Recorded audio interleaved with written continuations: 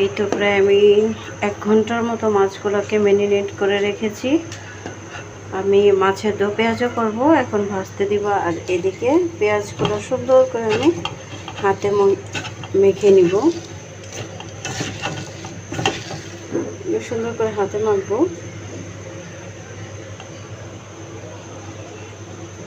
আর এখানে মাছগুলো একদম কড়া ভেজে নেব।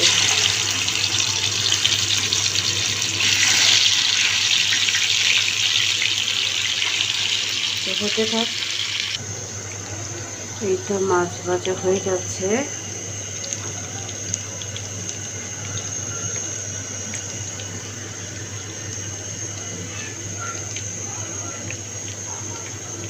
মাছের দো পেঁয়াজের জন্য আমি এখানে কোনো পানি অ্যাড করব না, একদম ভাজা ভাজা করব। লাস্টে মাছগুলো দিয়ে দিব, তারপরে হয়ে যাবে আমার রান্না। হয়ে গেছে আমার পেঁয়াজ ভাজা। এখন এগুলোর উপরে আমি মাছটা দিয়ে দেব। এই তো হয়ে গিয়েছে আমার মাছের দো পেঁয়াজা। খেতে খুব টেস্টি হয় এভাবে রান্না করলে। সবাই একটু ট্রাই করে দেখবেন বাসায়।